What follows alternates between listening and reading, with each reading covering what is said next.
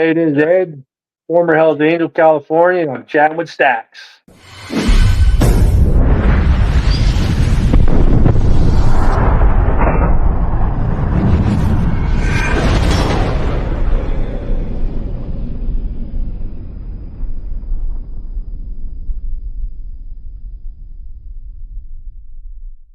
Welcome to this episode of Chatting with Staxx. I'm your host, Bill Staxx, and today I got former 1%er Ed. You need to give us your bike. I'm like, what? He goes, yeah, you need to give us your bike. I said, well, come and get it. Click. Never heard from him again. You need to give us your bike. Yeah, like, come on. Now, have you seen other people leave the club or get pushed out? And Yeah. what happened with them? Did they take their bike? Like, what happened with them? I mean, it all depends on the situation and the member and the charter. Some guys, just want to get out and it's all good. And then some guys, you do something screwed up, you're probably going to lose that bike, And then some guys might get the little, boots to them, because depending on how it goes down, and it's tough. What do you think would have happened if you were there and people were there? I don't think anything would have happened. It's like there was no real bad blood between us. I mean, I was ready, if something was going to happen, but, that was the chance I was taking. But they were there. I was like, whatever. Do you regret quitting the club? Nah. Best decision of my life. Like at first you're like thinking like, well, I just did all this and that, but then that you get over that, and then like you feel the calmness, and you feel the freedom, and like that's another thing, you get in that lifestyle for the freedom, you think, and you get in a club like that, and you got more rules than you do in society. So now you got to follow society's rules for the most part, even though you're an outlaw club, but then you got to follow all their rules, and and then you put up with a lot of stuff, and there's a lot of like childish shit that they pull, like high school shit, some of the guys, maybe not this charter or that charter, but I'm sure other people will say, yeah, it happens. It's a little backstabbing or politicking behind your back to get something out of you, or trying to hit on your old lady, and stuff like that, and that shouldn't be happening, Yeah, and like the popular guy will be able to get away with something, and the unpopular guy can't get away with. Yeah, that was something. I mean, you join the club and they tell you, oh, we're all equal. One man, one vote. We're all the same. We follow all the same rules, but it turns out it ain't like that, Some of the guys can get away with breaking some of the rules. Some of the guys, you can do the smallest thing that really isn't even against the rules, and you're out, you're out. What were your thoughts when Philly got resolved and all the craziness that was going on in Philly? I couldn't believe it. I mean, there was a lot of stuff going on there. They had their hands full.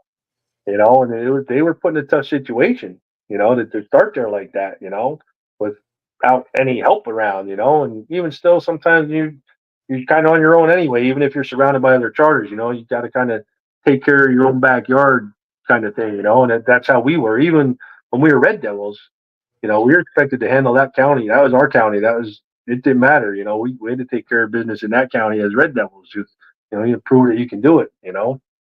But, I was shocked because I started liking some of those guys. I went there a couple of times, and kept in touch, and then out of the blue, it was like nobody knew what was happening. All of a sudden, they're done. Like what? I'm curious. I'm thinking about like a year or so transferring back there. I'm like, oh, I was like, man. I know you could have been involved with all that. Yeah. And what did you think when you seen that sign with the pagan state and the Hells Angels sign? I don't know. I mean, I think they were trying to portray like they were the reason that they got thrown out of town or something like that, but that wasn't that wasn't their but they were going to portray that way, I guess. That's how I seen it, but yeah. Oh, it's our own club threw them out, I think they didn't want to deal with it. Yeah, I mean, I've no idea. I'll probably never know. Maybe 20 years we'll see a documentary from somebody and find out the real deal. Some of those East Coast guys that did what they did to get them out. Maybe that eventually will come out. But well, if you're one of those guys out there and you want to tell the story, hit me up. Yeah, yeah, I'd like to hear the story. Yeah, Yeah, definitely. yeah. I mean, I knew most of all those guys. I mean, I was back east a few times. I mean, I remember going to the New Rock's 5th anniversary party when they in up there in New Rochelle. You know, Yeah, yeah. hanging out with all those guys. And yeah, it was disappointing that happened. But I guess I'm glad it did because maybe I would have transferred there, and then maybe that would have happened. You know, and but then I'd have a little bit better story.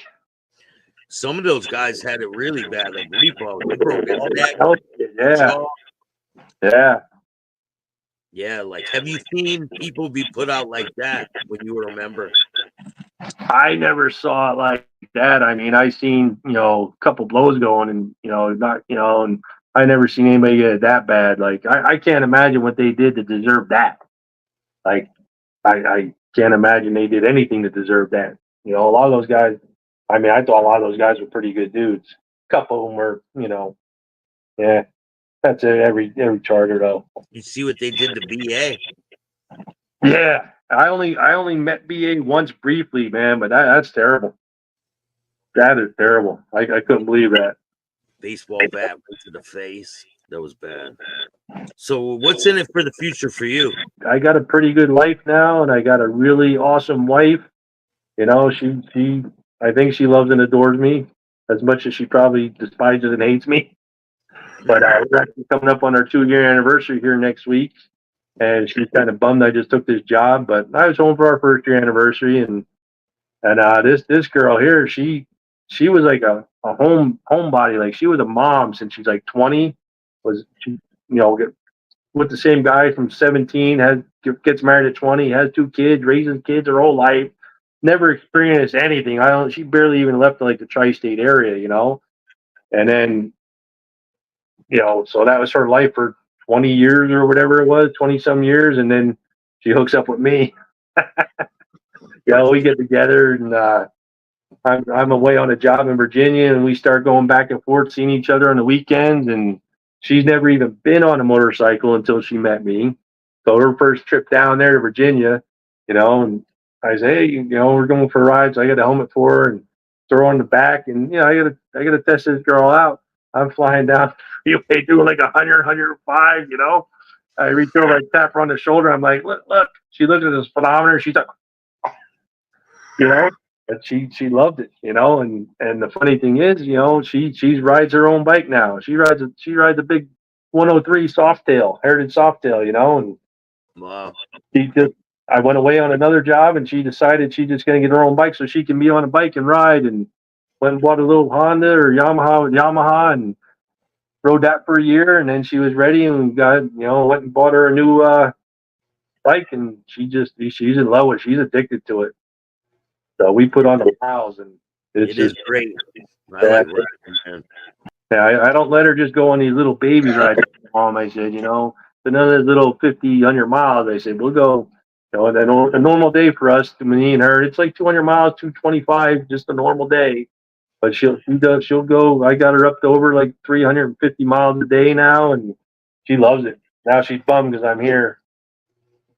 And what's it like to talk to members that were out that you couldn't talk to before? Now Oh, that you reconnect with like Pee Wee and I love it. I absolutely love it because like we don't have like, and I certain places like military, they get their PTSD from all their experiences, and they should have the VA to go to. I know the VA kind of shuns them off a lot, but they have a little bit of help, and maybe former gang members, they might have some immunity, but like guys like us, like you're out, like you had that life, and that's all you knew for all those years, and crazy happen, nuts, and like you kind of have like a little bit of PTSD from that lifestyle, and you don't know how to get back into society, and like you still have like a lot of emotion, and I'll never forget when I was out, and I mean I've probably been out for a couple of years at this point, and I just see someone wearing one of the other team's support shirts, and I was just ready to go over there. I'm like, but I'm like, oh, that ain't my business anymore, right? What do I care, but you get those feelings, and you just don't know how to act, and you know, and you still want to get on that bike and you still want to do those badass things and do this and do that. And, you know, you still want to kick the side mirrors off the cars when they cut you off and stuff like that. But you can't act like that anymore, you know? It's a tough adjustment. I mean, I still struggle with it. I've been out, oh God, for probably 15 years or something. I got out right probably 6, 8 months before Pee Wee got out, something like that. It was probably within a year, you know, right before then, and you know, so I've been out a while, yeah, and I still, you know, have struggles, and I can only imagine what some of these other guys have been in a long time and gotten a lot more, you know, stuff, and you know, and what they deal with and how they deal with it. So it's good talking to some of these guys, you know, and then I said I really just started talking to Repo, you know, back and forth on messengers and stuff, and we were trying to hook up, and I got the job, so I told him, I said, when I get back, man, we're gonna hook up, brother. And then and hopefully after this job on my way home, if it works out, I'm gonna hook up with Pee Wee on the way home, man. I can't wait to see that guy. Yeah, he is an awesome guy. Yeah, I've met a lot of good guys that were a part of different clubs. Some people are still involved, but you know, I'm an ex-gang member. I straightened my life out. yeah, I was addicted to drugs and alcohol. I started doing this podcast, and things started to change for me. You know. yeah. No, it's good. You made some good choices. Yeah, definitely, man. I look forward to hearing from you in the future. Maybe I'll have you on with a bunch of different people like Pee Wee and Repo. Yeah, that'd be great. Get Popcorn on there. I want to go visit. Yeah, He sent some. He's posted some pictures up on our private page, and I was like, oh yeah, I gotta come visit and see that. yeah, Popcorn's awesome. Yeah. Did you ever think you would see pagans on the West Coast? No, no. I mean, the whole time where I grew up, I mean, they were pretty centralized to the tri-state area. You know, PA, Delaware, Maryland, and Jersey. Like that area is like that's where it was, and you know, I did not see that kind of expansion. But I've seen them in my state too. I've never seen them in Connecticut until recently. yeah, they're everywhere. Good for them though. They're growing. That's what they want to do. You know, let them do their thing, just like everybody else. Let them do their thing. You know, just leave everybody else alone. Get along. You know, just get along. I just interviewed someone who has Lou Dopkins tapes. Oh yeah. Yeah, that's a really good interview that's going to be dropping soon. Yeah, yeah. I met him when he was a solo angel guy, whatever they called that club. Oh no, I'm talking about Lou Dopkins, not J Dopkins. Oh, okay. Lou Dopkins is the guy who created the pagans. Oh, yeah. So I'm thinking that rat undercover guy. Tell me about him. You met him, and what was that like when he was a solo angel? Yeah, I was a Red Devil at the time, and we were out in Arizona. I think one of the Red Devil charters out there were having a poker run, so we all went out for that. And that was like in the beginnings of their times. That's when they had that Solo Angels, which they were like some Mexican club, I thought, you know. And here they are, some white guys up here, and just Solo Angels, Tijuana patches or whatever they had. And he comes in, he had that little beard with the little things in it, you know, the beads or whatever, like, and acted all like, oh yeah. And he's coming over trying to talk to people. And I remember he talked to me, like, hey, I'm whatever bird or something he called himself, I don't know.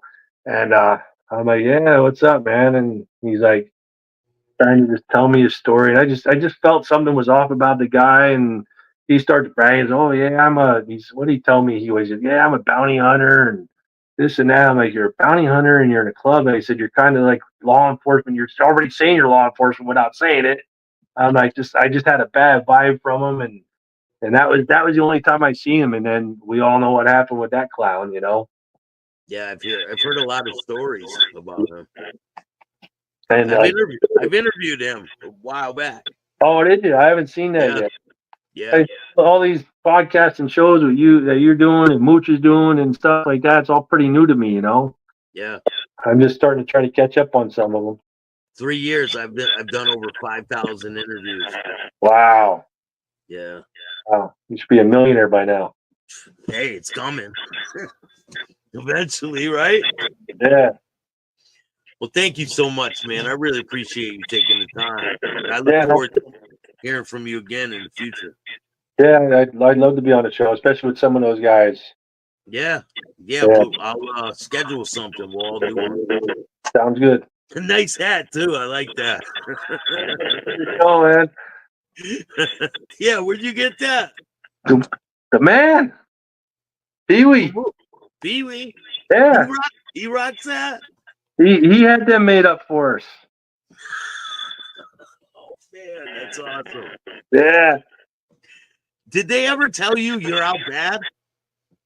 No, they never did. But like, you get a phone call 2 months later saying, "Where's your bike?" I mean, that's probably means you're out bad. But they never actually told me. But you know the way things go now, like it don't matter. Once you're out, they'll say you're out good, and then that next meeting, oh, you're out bad. You know. Does it really even matter? I could care less. I could Hey, care less. it's not your life no more, right? Nope, not at all. Well, I look forward to speaking with you more, man. Have a Sounds good. great one, and thank you. If you like this show, hit the like button, subscribe, hit the notification bell so you can get my videos every time they drop. And if you don't like the show, too bad. Start your own podcast. Peace.